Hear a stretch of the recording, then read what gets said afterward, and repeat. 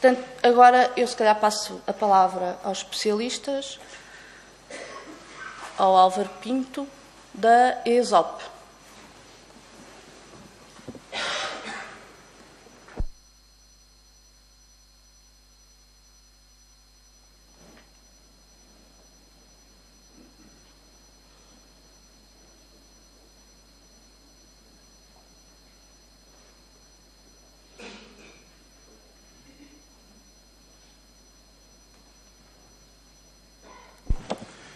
Muito bom dia a todos. Em primeiro lugar, gostaria de reiterar o agradecimento da Ana relativamente à disponibilização deste espaço por parte do LNEC. Enfim, temos feito os nossos eventos, este é o quarto este ano, em cooperação com a AMA, é o quarto evento que fazemos de divulgação das tecnologias open source na administração pública. Temos feito em vários sítios, este é um excelente espaço e, ainda por cima, hoje temos a transmissão online, é a primeira vez que isto acontece, o que permite ter aqui, de facto, uma audiência mais alargada. Como disse, este tem sido um trabalho que temos feito com a AMA, também tenho um slide com os vários eventos que ainda vamos ter em 2014, este é o quarto, vamos ter 10 no total. E começaria, se calhar, por apresentar a ESOP, para quem ainda não nos conhece. Nós somos uma associação de empresas, são essencialmente empresas que estão focadas no desenvolvimento de produtos e na prestação de serviços associados às tecnologias abertas. São essencialmente PMEs nacionais, mas também integramos outras empresas. E defendemos estes conceitos, que são conceitos que são, julgo eu, importantes, enfim, para quem desenvolve projetos, para os clientes dos projetos tecnológicos, muito especialmente para a administração pública. Aqui a noção de software aberto e da disponibilização do código-fonte e a possibilidade de experimentar, modificar as tecnologias que vão sendo disponibilizadas. A interoperabilidade é um conceito que tem sido muito discutido nos últimos anos na administração pública e porque é fundamental para o desenvolvimento de projetos transversais. Ou seja, quando queremos que os vários serviços públicos possam operar de forma concertada para desenvolver projetos, é fundamental, de facto, que as tecnologias comuniquem, os vários projetos tecnológicos comuniquem entre si, dos vários serviços públicos, e é necessário uma língua franca para ver essa comunicação, do ponto de vista semântico também. É muito importante. O conceito de normas abertas, há um enquadramento legal em Portugal desde 2011 para as normas abertas, e muito especialmente a partir do RENID em 2012, e, portanto, há um conjunto de estándares que também facilitam esta interoperabilidade e que obrigam os serviços públicos também a usar esta linguagem e uma língua franca que possa ser utilizada na compatibilização entre vários sistemas de informação. Depois, é um conceito também muito importante para nós, o da independência das plataformas tecnológicas. Ou seja, não haver uma dependência de um fornecedor, de uma tecnologia, podemos mudar sempre que isso faça sentido do ponto de vista da racionalidade económica dos projetos de TIC, das vantagens que novas tecnologias possam vir a oferecer. A nossa missão é essencialmente esta, de oferecer serviços de qualidade. É uma das dificuldades, se calhar, que tem havido nos últimos anos em termos de adoção de tecnologias open source.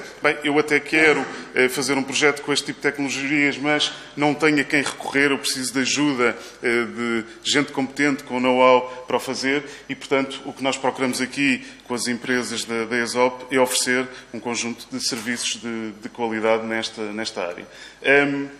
Também estamos aqui para, obviamente, divulgar os produtos open source, fazer a promoção desses produtos. Podem visitar o nosso site. Temos trabalhado com a AMA mesmo a nível deste portal do software público e, portanto, também essa é uma frente importante para nós.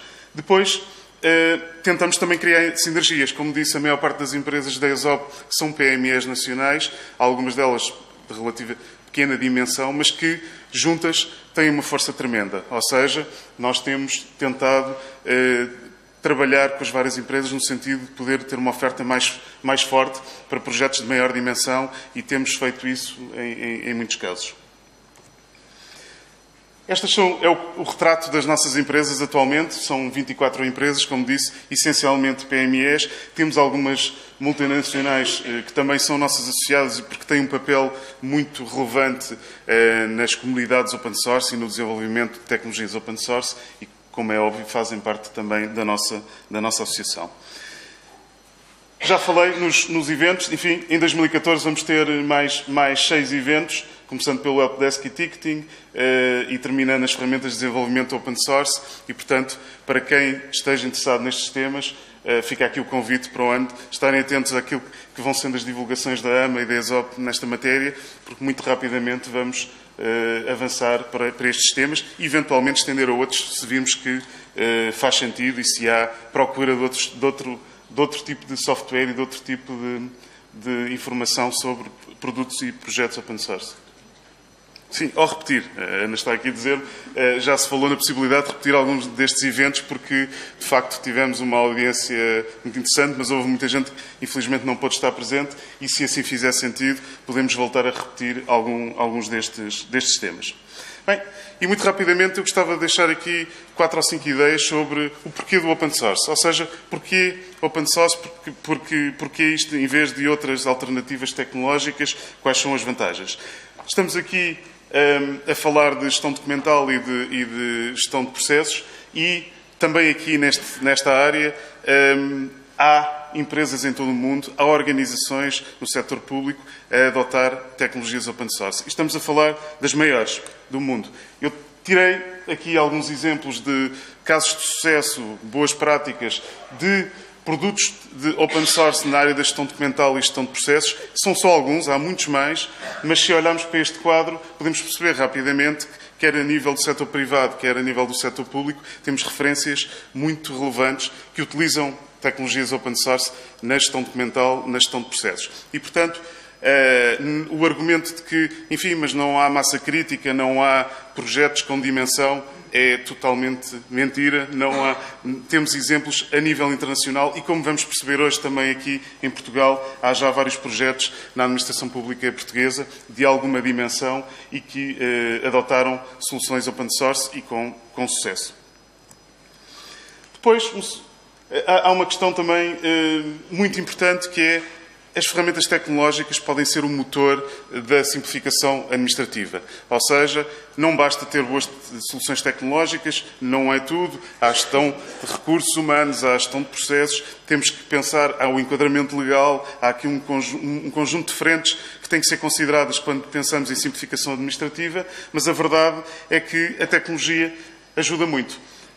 E uma das coisas que a tecnologia permite é, de facto, ajuda a repensar os processos e pensar de forma mais simples. Criar processos que são processos que estão pensados para o cidadão, para as empresas, e não processos que reproduzem num ambiente digital toda a burocracia associada, por exemplo, a alguns processos em papel e processos mais tradicionais. E, portanto, o desafio aqui é pegar em ferramentas tecnológicas, e o open source é uma boa opção porque permite, de facto, experimentar, testar a tecnologia, fazer pequenos projetos e inovar, pegar nos processos da administração pública, repensá-los, utilizando a tecnologia quase como pretexto para fazermos diferente. Esse é um grande desafio que aqui vos deixo e que não precisa de meios por aí além. Aliás, isto não é uma utopia. Eu lembrei-me de trazer para aqui um exemplo de um projeto que foi feito em Portugal em 2005 e trouxe porque foi um projeto em que participei diretamente, estive a coordenar este projeto, que é o projeto Empresa na Hora, e que é um bom exemplo de como utilizar a tecnologia para mudar processos muito rapidamente e de uma forma inovadora. O grande desafio deste projeto foi pegar num processo que em Portugal era tradicionalmente um processo longo, com um ciclo longo, pesado para todos os cidadãos que queriam criar a sua empresa e transformar este processo num processo simples e rápido. Este projeto foi feito em 3, 4 meses. Graças à tecnologia também, foi possível pensar num processo que envolvia múltiplas entidades da administração pública, que obrigava o cidadão a visitar vários gabinetes e vários balcões para conseguir criar a sua empresa, pelo menos 5 ou 6. Muitas vezes tinha que voltar aos mesmos serviços para dar mais um passo, pegar na sua documentação e transportá-la até ao serviço seguinte para poder dar continuidade ao seu processo de criação de empresa, repensá-lo utilizando a tecnologia num processo simples, num balcão único, sem papel, ou seja, o desafio que foi lançado também foi o de vamos criar um processo em que não há um único documento a ser preenchido pelo cidadão para criar a sua empresa.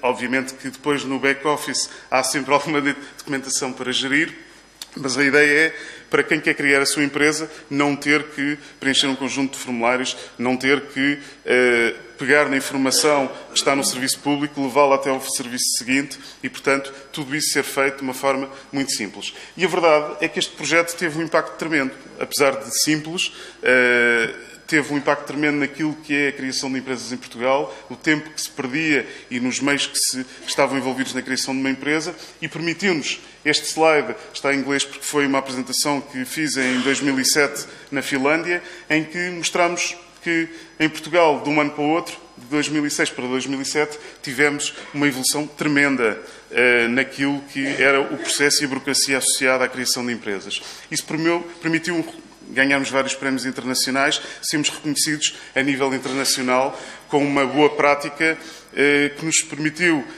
na verdade, com a empresa na hora, criar uma empresa em menos de 60 minutos e passámos a ser, em 2007, 2008, o país mais rápido do mundo neste processo de criação de empresas. E, portanto, o que vos queria deixar aqui é um exemplo de um processo que foi pensado em muito pouco tempo, implementado em muito pouco tempo e que não seria possível, provavelmente, se não tivéssemos tecnologias de informação. Sem isso, não o teríamos conseguido fazer. Outra questão crítica é, nós, de facto, na conjuntura atual, temos mesmo que reduzir custos e o software open source pode nos ajudar nesta matéria. Por um lado, porque, como já sabem, em termos de licenciamento, podemos conseguir ter software e utilizar ferramentas tecnológicas com um custo zero de licenciamento.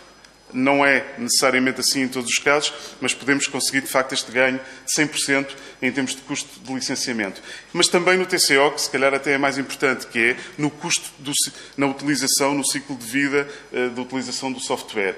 E já temos vários exemplos internacionais, mas também temos nacionais na administração pública portuguesa e no setor privado, de ganhos muito significativos. Estamos a falar de ganhos de 40% a 50% em termos de redução de custos com tecnologias open source. E, portanto, este é um bom motivo também para se adotarem tecnologias open source e desenvolver projetos neste tipo de tecnologias.